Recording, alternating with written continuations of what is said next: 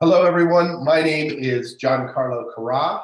I have the amazing honor of being the City Councilor for the great East Calgary neighborhoods of Ward 9, and I am your candidate for re-election in the upcoming municipal election on October 18. This is a really critical election for the City of Calgary. Calgary's been a little bit down on its luck due to the downturn in oil and gas prices, and then we got hit by a global pandemic. And now we have a complete turnover taking place on council. We've never seen a turnover of this size. Of 15 members of council, we're going to guarantee to have 11 new members. And so this is going to be the election where we decide which direction we're headed as a people. The conversations for Carra were established because I think it's critically important that as voters, as we go to the polls, we have a clear sense of the stories we're telling ourselves. We're informed by the big narratives that are really at play. The City of Calgary is either going to follow oil and gas into a long and painful decline, led perhaps by a class of politicians more interested in winning the game of politics than in us all collectively winning the game of life, or we're going to rise. We're going to rise on our incredible suite of strengths as a great place to live together. My platform this year is called Rise Together, because I feel it's imperative, this city that I love so much, that we all love so much, that we're raising our kids in, and we have high hopes for, it's important that we rise and that we rise together, all together. And so the first value that I'm leading with in this election is the idea of equity, anti-racism, and truth and reconciliation. And today we're talking about experiencing Islamophobia in Calgary with some amazing Muslim leaders from the community. And before I begin, I'm going to just do a little bit of a land acknowledgement. And when your politicians these days, or when your leaders start a meeting with a land acknowledgement, what we are doing is not only performing one of the symbolic acts that is critical to our commitment to truth and reconciliation, but we are decolonizing the story that we tell ourselves about who we are as Calgarians.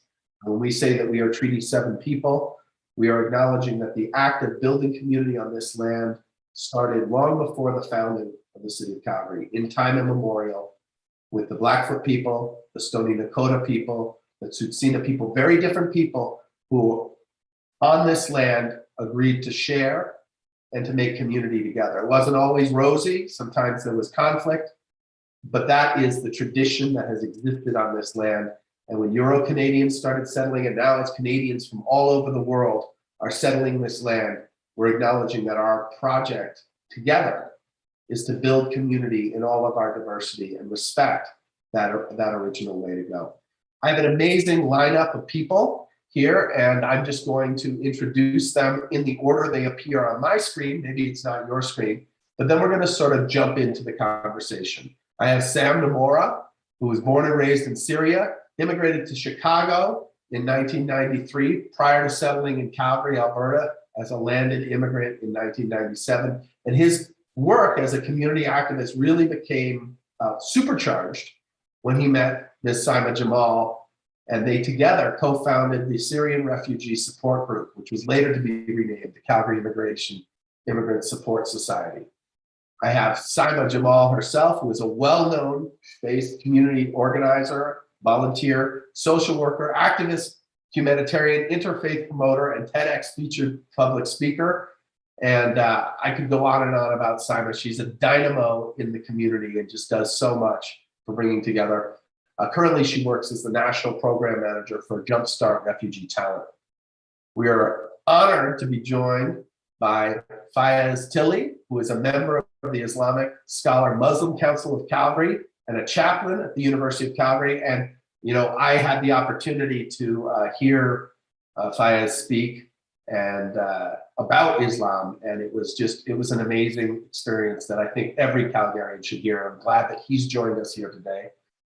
We have Tamim Habis, the president of the Bilal Islamic Center, and he's currently in and out because he's got something that he's double booked on, so he's going to be turning his camera on and off. And then, of course, we have Mohammed Awada, who works for me in the Ward 10 office. When Ray Jones retired and left Ward 10 empty for a year, my colleague George Chahal and I were tapped on the shoulder to collectively take over. And the first thing we wanted to do was hire people to serve the citizens of Ward 10 who look like the citizens of Ward 10, who are deeply embedded in those communities. And Mohammed Awada was the #1 guy on that list, and an amazing volunteer and contributor to the community. So without further ado, I'm going to just throw out the first question. I want to talk about Islamophobia and how it's experienced. But I think before we even do that, it behooves us to really just have a first conversation about what is Islam in the context of Calgary. And if it's okay, I would like to turn this over to Fayaz Tilley. Fayaz, do you want to start us off? Sure. But I guess before I begin, thank you for inviting us. Good luck on the upcoming election. And it's truly an honor and privilege to be with such a distinguished panel. Obviously, Saima rocks. Sam, he kills it. Muhammad Awad is my homie. And Tameem, he's all about love and, the Afghan food. That's what Islam's all about, man. The Prophet was asked, what is the best of Islam? And he said the best Islam is actually, feeding others, meaning, being in the service of others at the end of the day. But I think, without making a sermon, and thank God it's not Friday afternoon right now, but, I think Islam really is in the context of Calgary, Alberta, Canada, and the world. If I were to put it into one or two sentences, the world is one country, humanity are its people, and doing good is our calling. And I think what you're standing for, justice, equity, truth, and reconciliation, that falls exactly within the parameters of our tradition and other beautiful faith traditions as well. And if we can, give everyone a voice and a vote, an acknowledgement, and pay tribute to those who came before us, and pave the path for a better future for those who come after us, I think we've done service to Calgary, we've done service to Islam, and we've done service to humanity. Well, that's a beautiful sentiment. Saima, what is Islam to you? As a major community activist, obviously you're going to build on what Fayaz just said and not contradict him. But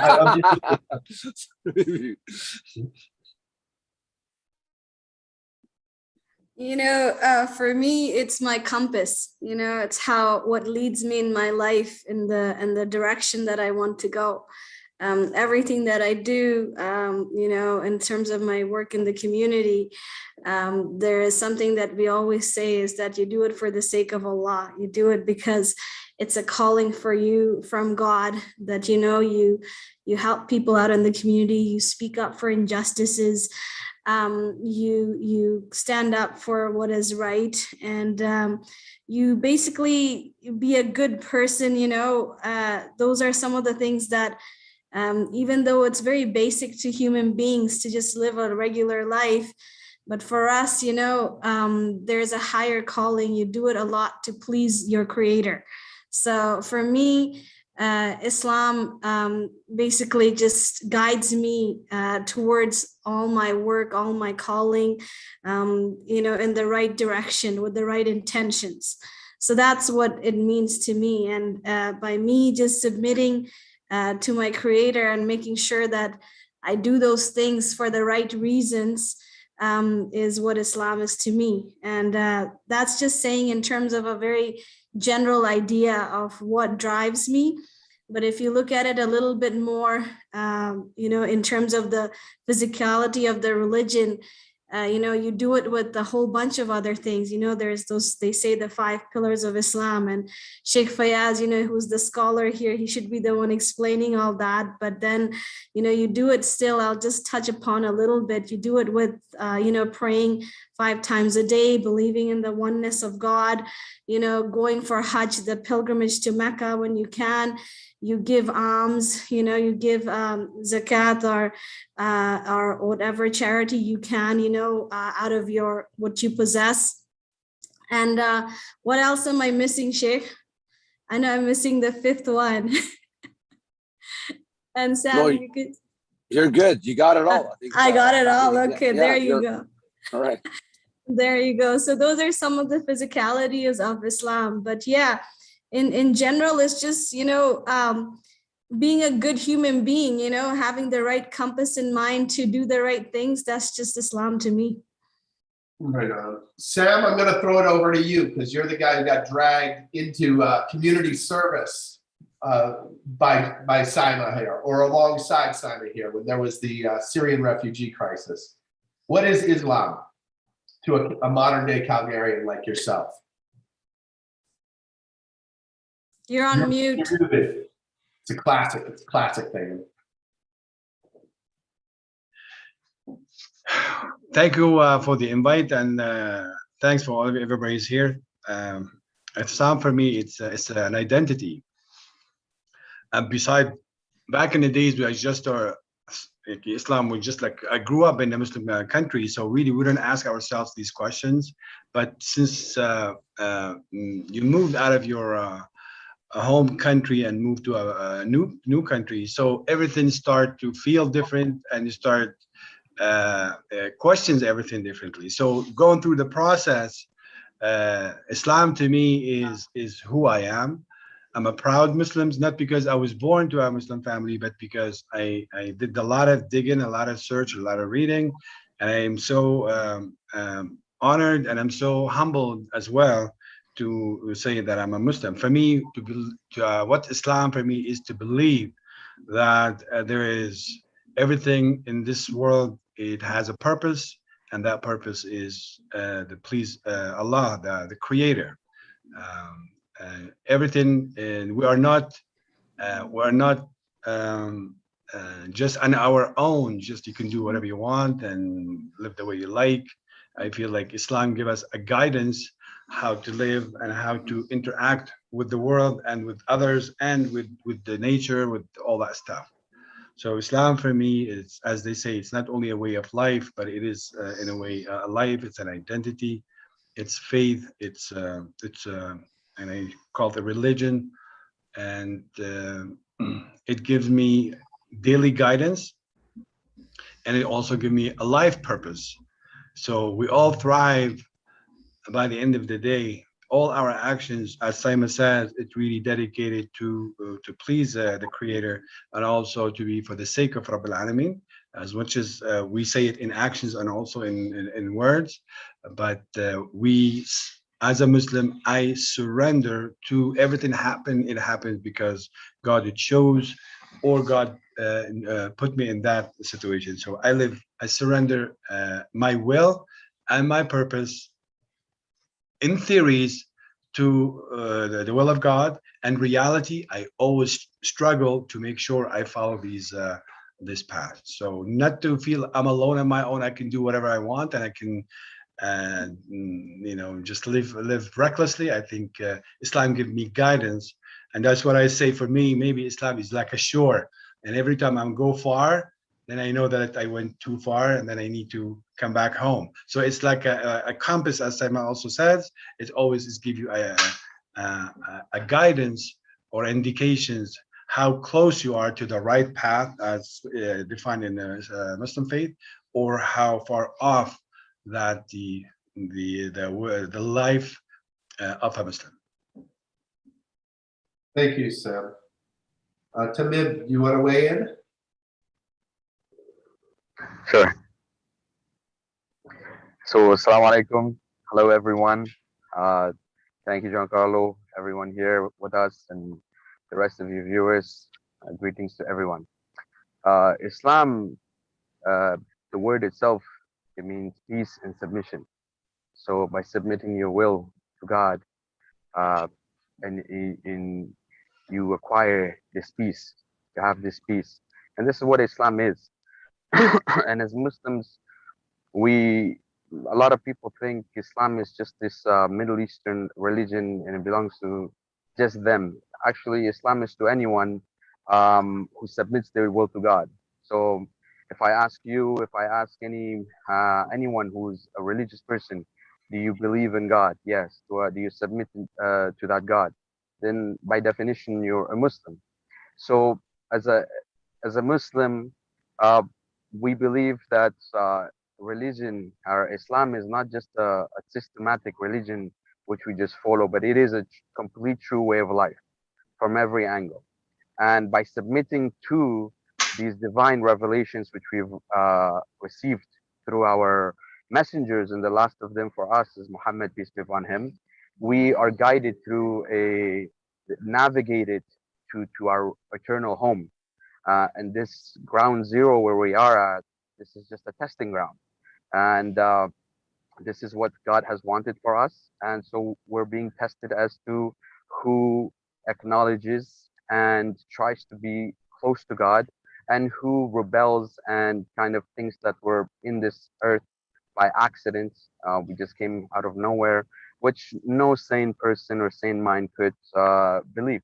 So we do believe that we came from somewhere. The question is where. That manufacturer, that designer, we have a crown name for that creator, and we call him Allah. God in English, different languages you can refer to God as different things, but all the beautiful names belong to God. And this religion that we have, we call it Deen in Islam. And Dain in Arabic is something which whatever you give, you take back. So in Islam, whatever it is that you input, whatever it is that you give, you do it for yourself. We do not some of the rituals that we do, people ask questions, why do you do it, like sacrificing. God is not in need of anything. He's the one who created everything. He's not in need of money, praise, or blood, or anything like that. He's perfect in whatever way he is. He's just completely perfect. That's the definition of God. But everything that you do it for yourself, so that the end, by just believing in this God and believing in the messengers that were sent and the messages that were sent, and not people who come and corrupt it. So we just have to be it's on every individual to kind of go and investigate and to reach a conclusion. And like my brother Sam said, many Muslims living in West here or even in Islamic countries, they grow up as Ahmed and Muhammad or Tamim or Sam, or Saima, whatever. We grow up by these Muslim names and we claim this title Islam, but the true meaning of this word is submission to God.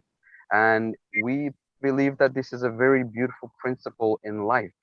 And if we look at our Christian brothers and sisters, Jewish or any other faith, that submission itself is to what? Everybody submits to something. Everybody believes in something. Everybody follows suit to something. What is that? Some people, it's in power, in money, in this. We believe that uh, uh, uniqueness should be given to that creator, the one who created us. And this is Islam for us. It's a complete way of life from the moment we, for example, how we deal with our family members, how we deal with the community, how we deal with each other, with our kids. Everything is in a very beautiful, structured way. And if we don't know it, I mean, we can be very easily misguided. But if you know it, there's a very true beauty of it. And this is why we see that regardless of all the Islamophobia that does exist, and everybody knows it does exist. It's everywhere. We can see it in Canada, US, North America, or Europe, everywhere. Wherever we see it, yet when we see the statistics of how many people are actually turning to this religion, you just have to think about that and question it. Is that what makes these people kind of come into this religion, right? What makes these people, and majority of them statistically are women, who are born, raised in these North American countries, free world, first world, and they're accepting this religion with all of their heart, and they go, put the full hijab on, or they grow a beard. There's no force in it, right? And this is the principle of our deen, la ikraha fid deen. There's no compulsion in religion. So all the Islamophobia that exists out there, we try to do our best to kind of go against it. But Islam is just a religion of peace. That's a religion of compassion, and that's what we believe. That's what we look at Islam as. Thank you. We're pivoting nicely to what Islamophobia is and how to experience it. But before we fully get to that, I want to throw it over to Mohammed. Mohammed, hello, Assalamu alaikum, Carlo, and everyone. So technically, I don't know like how much I'm gonna speak. I'm tending like to be like one of you know, the audience and then around this. But for me, as a Muhammad, Islam is the message that I stand with and I carry in the face of anyone that like, you know, wants to know about what we stand for. It's the standing against anti-racism, it's the inclusion, it's the diversity, it's the love, it's the peace. And I'm not going to add any thing more than like the brother Tamim, sister Saima or Sam, and Imam Faiz added like about the religious component of Islam. But as a lifestyle, Islam is the path that I honestly feel like the peace along, and Islam is me, because you and Devin know how I carry myself around and what image I try to reflect as a Muslim person. As Brother Tamim said, it's not a forcible religion. It's a religion of love, of peace, of creating these relationships where we could try to throw a good image about what every Muslim is. So for me, again, it's a message that I stand with and I lead with, and I'm so proud. I cannot be proud more than for anything other than being called Muhammad, because that is, you know, the name of Prophet Muhammad, peace upon him. And if that says anything about me, it identifies me as a Muslim, which is I'm very thankful for. And it's, you know, it's an honor in general. It's an honor for me as a Muhammad to say that I'm very honored and privileged to be a Muslim, and happy to show that like this is the religion of love. This is the religion of inclusion, diversity, and again, standing against a lot of messages as Islamophobia, anti-racism, etc. So, you know, we've just heard from 5 amazingly involved and in the service of our community Calgarians who talk about their commitment to Islam as being rooted in this idea of peace and love and a surrender to that in the service of God. And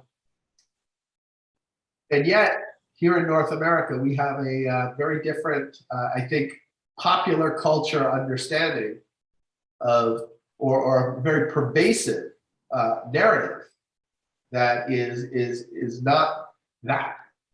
And you know, we see images of what's happening in the Middle East with extremist groups, and we have dog whistling politicians talking about, you know, radical Muslim Islam and stuff like that. I'm gonna throw it over to Fayez, because I think you've got some amazing insight into this. But what is Islamophobia? And then I want to talk about how you are all experiencing that, and then hopefully we'll get around to the idea that is antithetical to, I think, our collective understanding of who we are as Calgarians. Fayez, you want to start us off on what Islamophobia is and where does it come from? Sure. I do got to go in a couple of minutes as well, but I want to thank everyone for their feedback and, you know, appreciate everyone's perspective.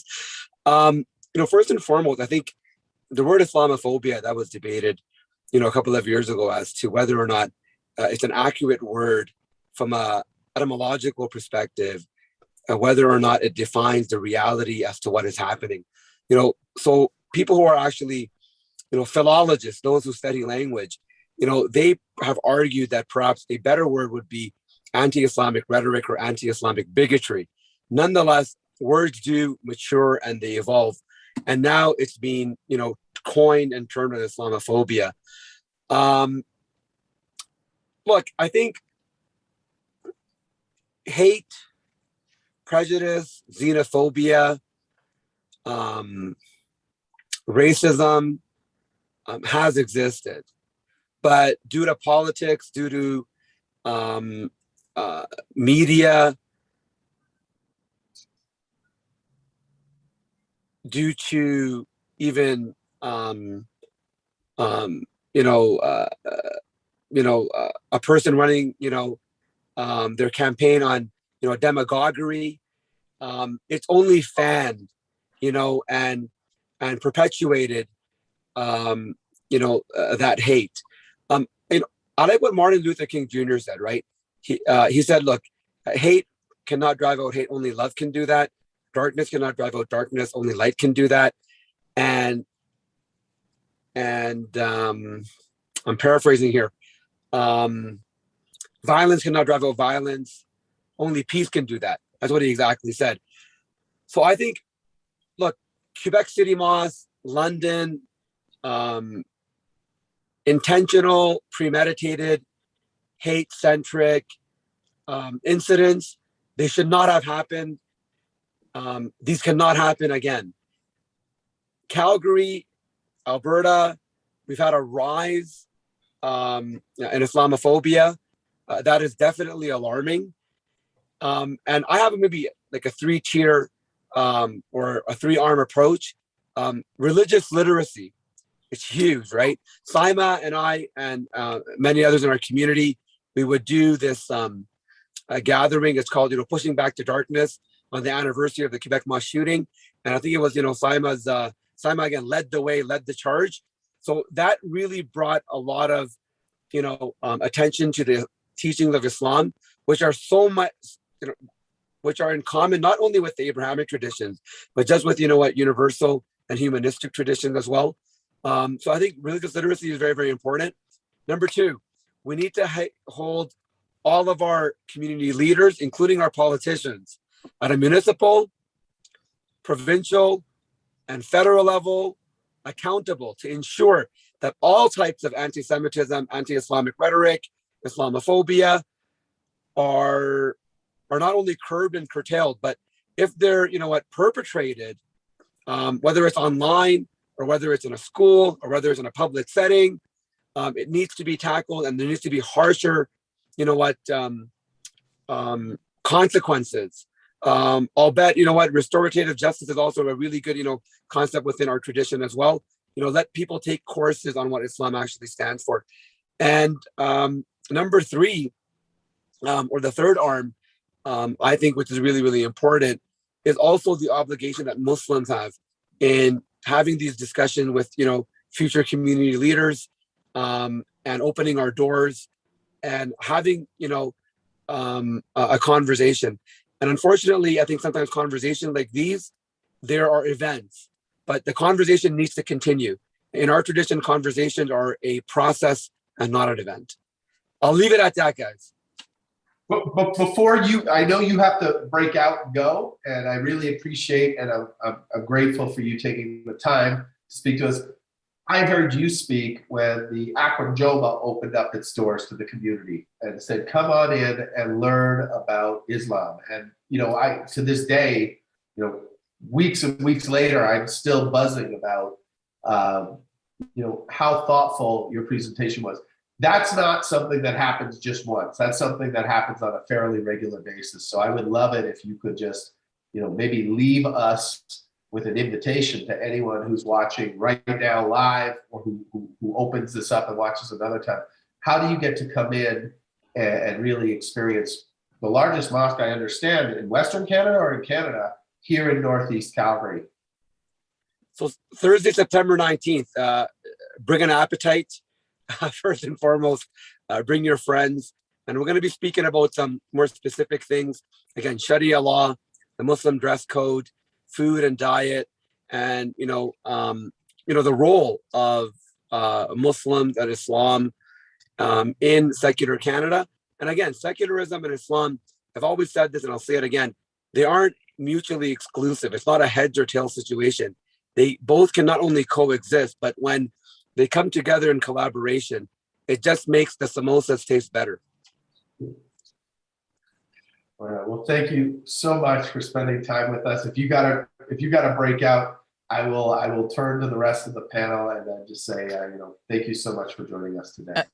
I'm just sharing the invitation for like the upcoming thing, like as a background. Appreciate that. So, yep. All you guys look good. I'm just an envy because I'm not as photogenic as all of you guys, man. So you know what? I'll leave it to you. Take care, guys. Thanks, Sheikh Fayaz. God bless you. All right, so let's open this up. I love the point that Islamophobia, if you're looking at it etymologically, doesn't make a lot of sense, right? It's something that we just sort of refer to now as a catch-all for people who are hateful and racist towards our Muslim neighbors, our brothers, and our Muslim brothers and sisters. How do you experience in your life? And I just want to preface this really quickly. Over a year ago now, when Black Lives Matter exploded onto the world stage, when people who are home because of COVID, home because they were concerned about looking after one another, had the time and the attention span to express the appropriate outrage at seeing George Floyd murdered on the streets of Minneapolis, they exploded worldwide. They exploded onto the streets of Canada. Black Lives Matter was a pivotal moment in history. And the conversation that was had in the streets, they came to their city government. They said, you need to bring this into the halls of our city government. This has to be something that we're talking about in a more official way, in a more empowered way by our government. And so we brought a 3-day inquiry into systemic racism last July, or a year and a bit ago. And I, as someone who understands theoretically systemic racism, was blown away by the gap between the theory that I understood and the practice that I came to undeniably live by listening to the testimonies of hundreds of Calgarians who spoke to us over those 3 days. And what really impressed upon me was that it didn't matter what the age of the presenter was, what their racial background, their faith tradition, their economic circumstances, their education level, their newness to Canada. Everybody experienced a much different and much worse relationship with our core institutions in Calgary than is enjoyed by people who look like me. And to me, I find that anathema. That is not the Canada I signed up for.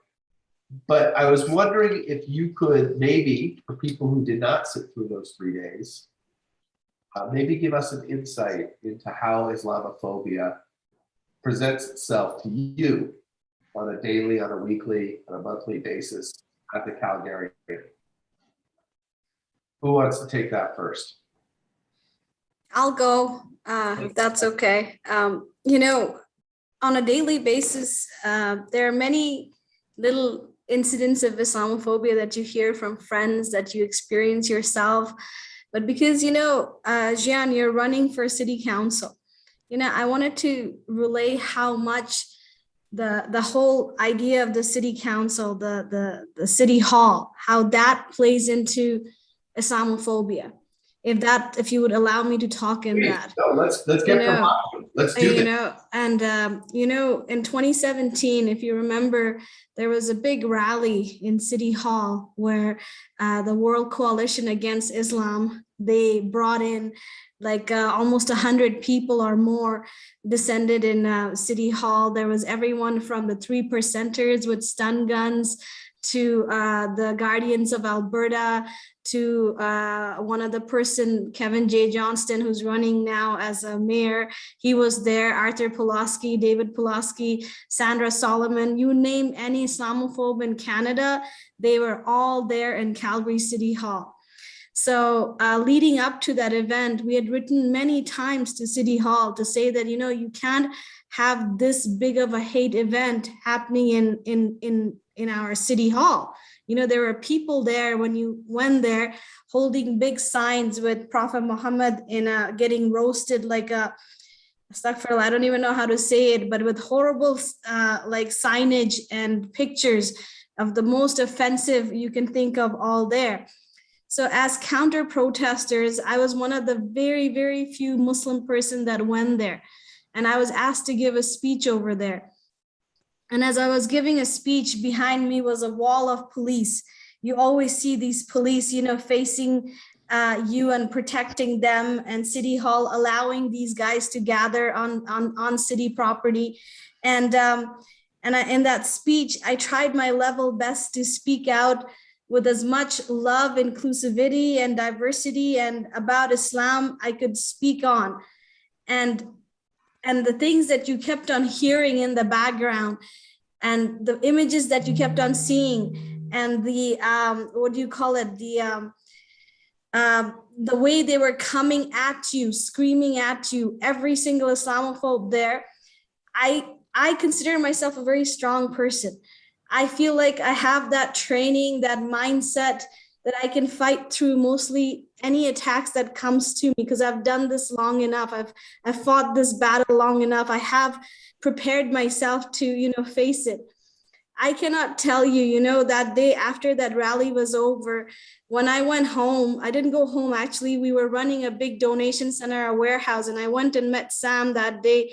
When I went after the rally was finished, we went back to the warehouse, and I never felt physically sick after a rally as much as I did that day.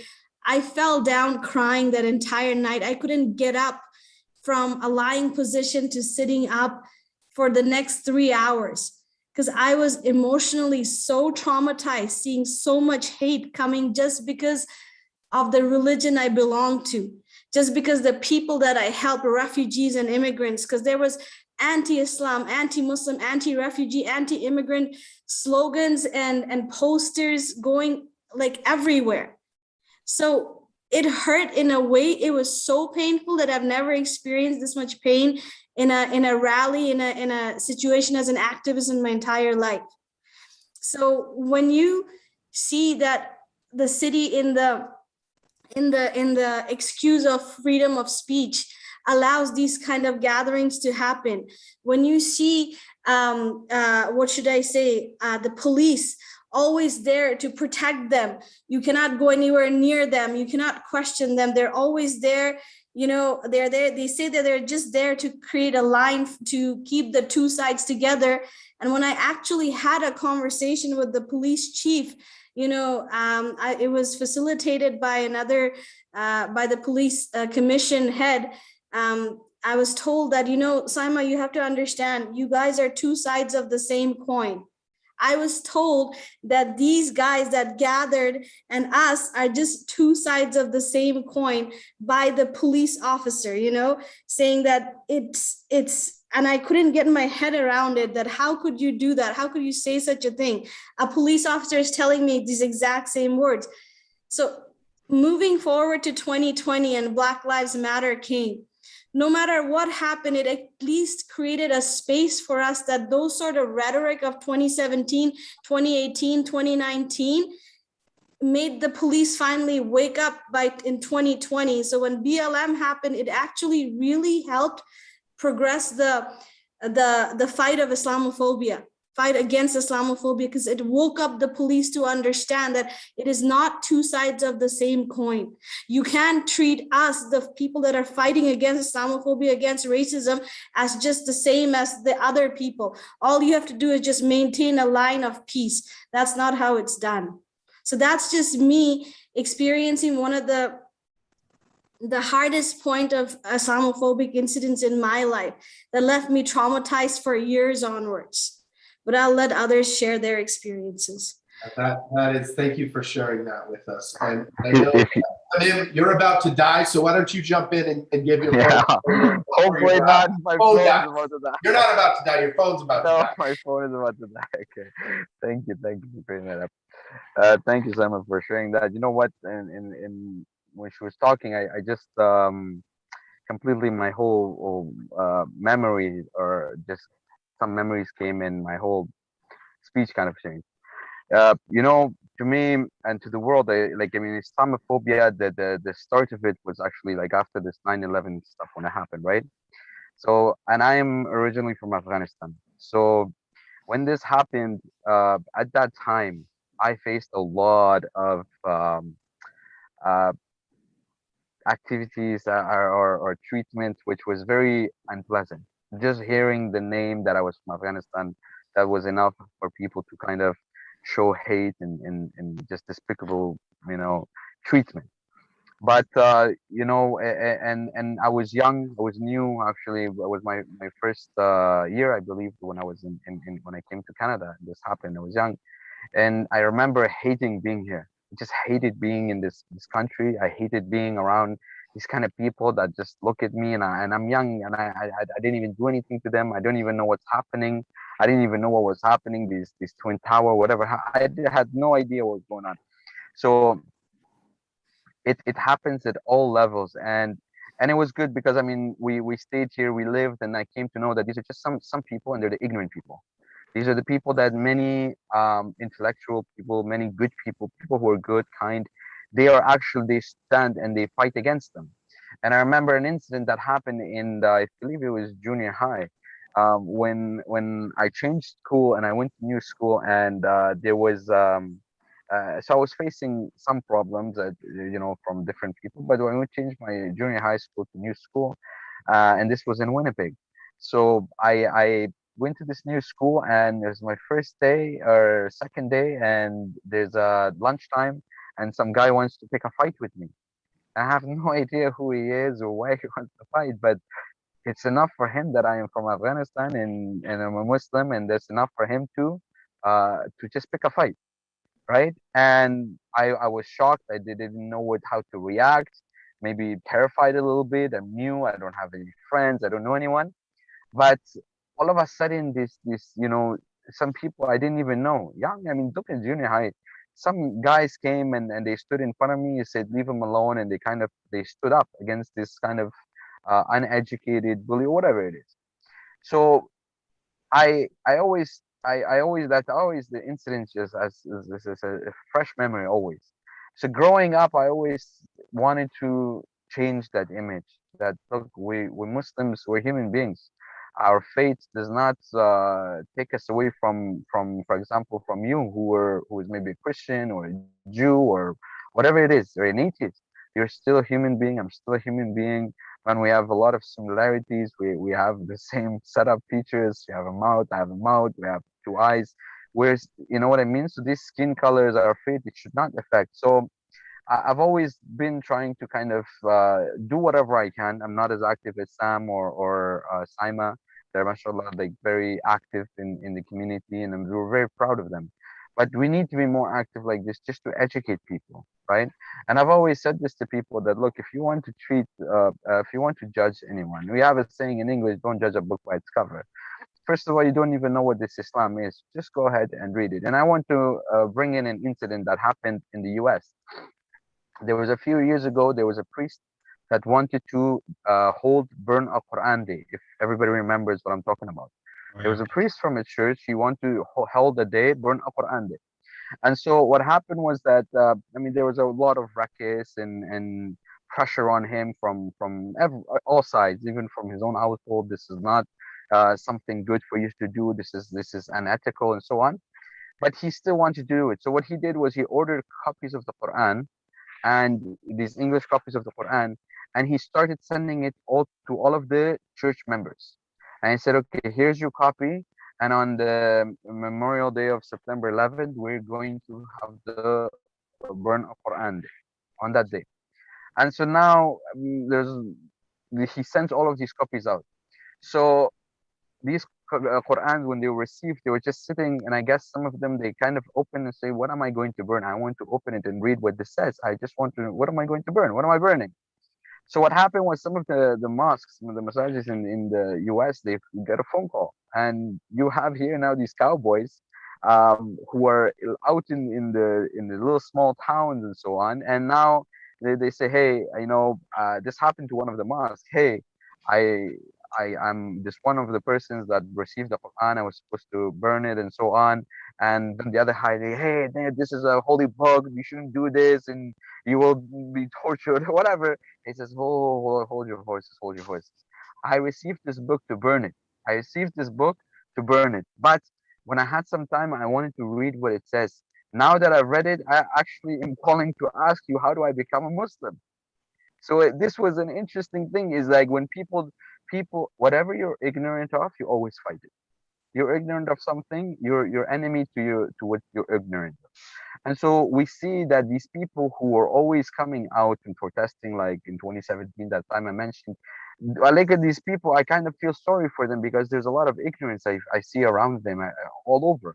There's ignorance. Otherwise, if you look at Islam, this Islamophobia, that there are many, many things which have come from the Islamic traditions and from the Muslim culture and from the Muslim history, which today we as Canadians in 21st century enjoy. We enjoy these things. And I remember being in and I'll try to be short here. I remember being in SAIT. I was in SAIT as a student, and in cafeteria one time we were having lunch, and there was a talk about religion going on, and so everybody had there. So I started talking, and one person, one of these ignorant person, he said he got up and started getting mad. He's, hey, well, why didn't you just go back to where you come from then? I said, you know what, you're right, maybe I should. Right? You don't want any, you said some vulgar words. We don't want you here. We don't even want any of your Islam, take it and leave and stuff. I said, you're right. We should. You know what? I don't mind. We can do that. But then we have to take everything with us. Right? And I said, what do you mean? I said, well, if look at what you have, this phone you have in your hand. He said, you Muslims created? I said, no, we didn't create it. But one of our scholars give you the algorithm, right? That we use in phones and laptops and whatever it is that you use now, that came from the Muslim world. Algebra is an Arabic word. It came from Al-Khwarizmi, who is a mathematician. He's a Persian Muslim mathematician, scholar, right? You have like Ibn Sina, where you take his name and you convert it into a Greek name, Avicenna. This is a Muslim scholar, right? You have people like all of these things that we can keep on naming and naming. There's so much so as your coffee. I ask him, why do we're at school right here, right now. When we graduate, we put on our hat and our gown and we throw out our hat. Where do you get this from? Where do you understand why the culture of celebrating like this exists? And he says, well, why does it exist? He said, this is a Muslim tradition. And in the Muslim world, in our history till now, till present, when we go to school, when we go into any fields, especially Islamic field, because Islam is not, like I said, it's very in-depth religion. It can take a lot of science and geography. Many of geographical people that drew up the maps were Muslims. So I mean, they knew, they traveled, they with words, they have books. If you know Arabic, you go reading into these things and you find like it's amazing details, right? And so you say, look, you cannot avoid all of these things and or enjoy all of them so much so as your simple cup of coffee. It's something that the Muslims introduced to do, right?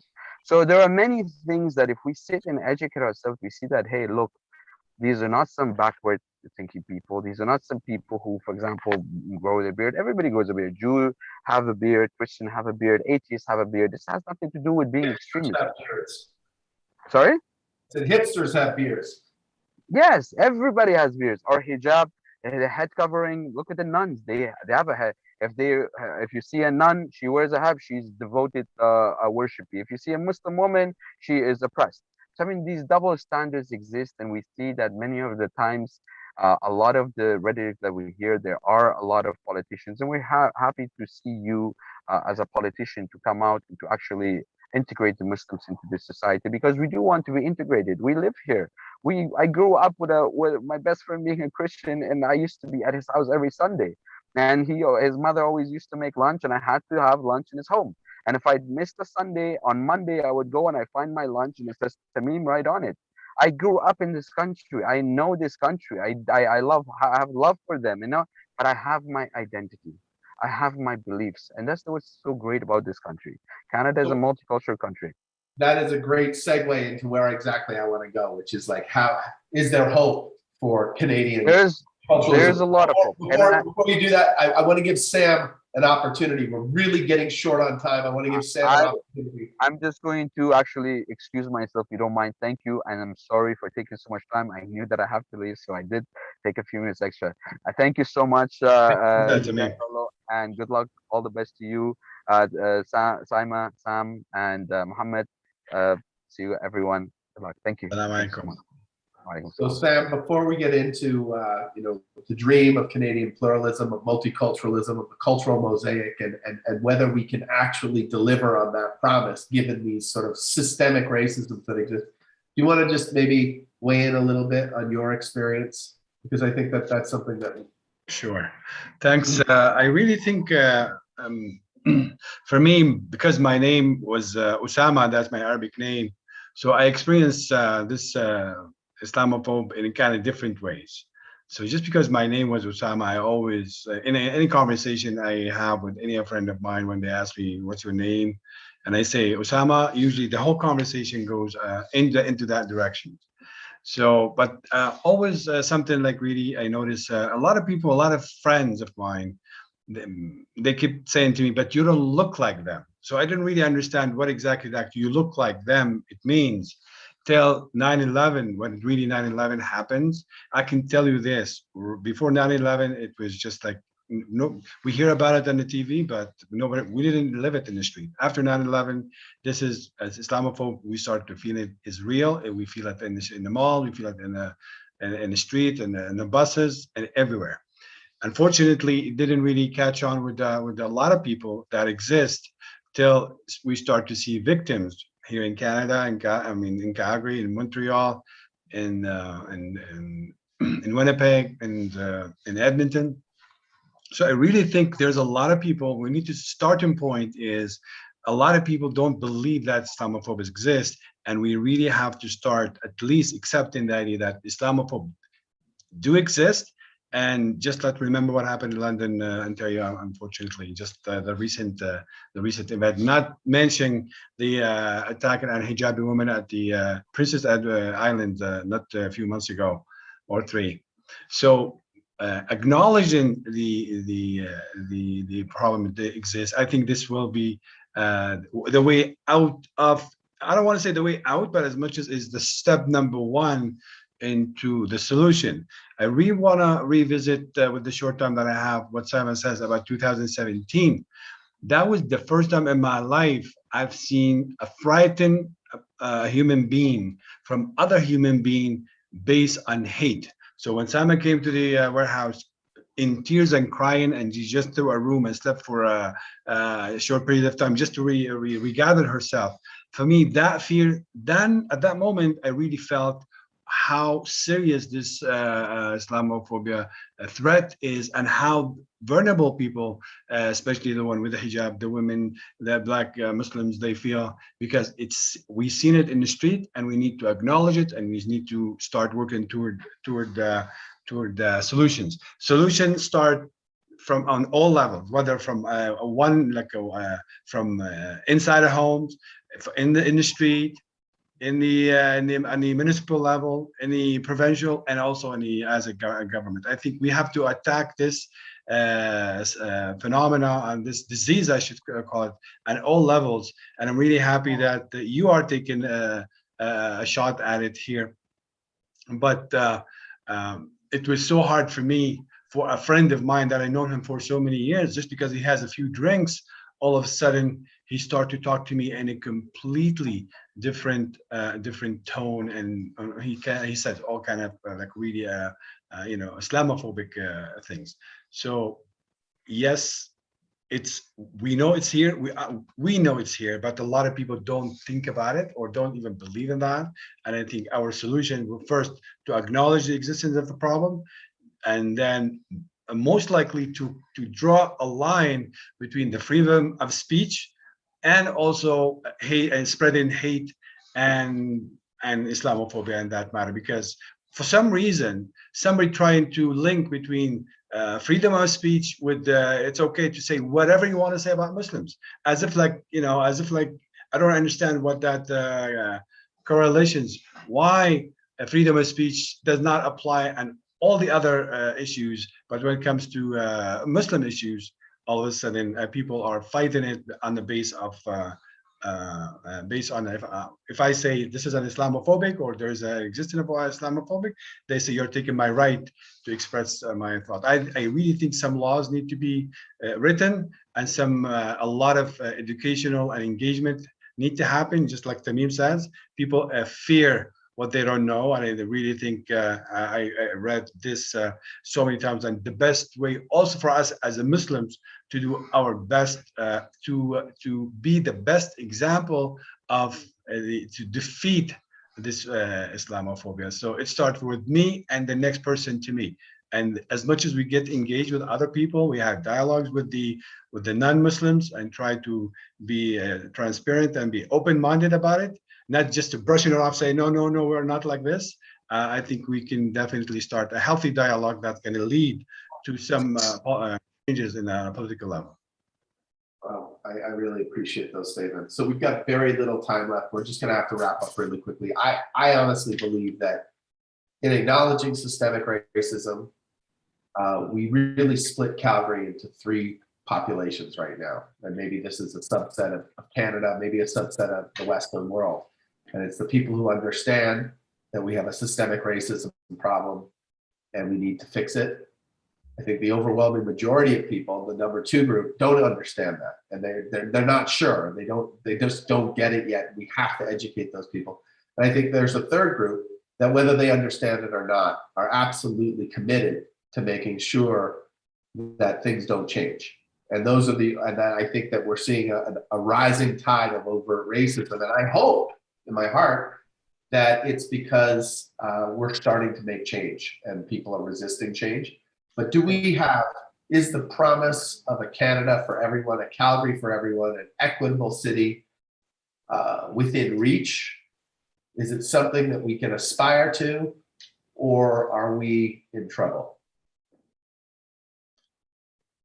Personally, I think we're in trouble. Oh, sorry. No worries. I just wanted to say like something, Sam here and Gian-Carlo. I don't know if the term Islamophobia is the right term to use here, because I always think like when someone is phobic from something or like have a phobia from something, they avoid it. If you fear spiders, if you fear like, water, you don't go close to it. But I think it's more of a hate thing that is like roaming around, that like that's why. And I don't think like we need to experience it ourselves in order to feel how hurtful it is. Because I think what happened in London or what happened in Edmonton or Prince Edward Island can happen to anyone, regardless of like the religion. A lot of Sikh people will be mistaken to be Muslims. A lot of like, Middle Eastern, someone white, etc., etc.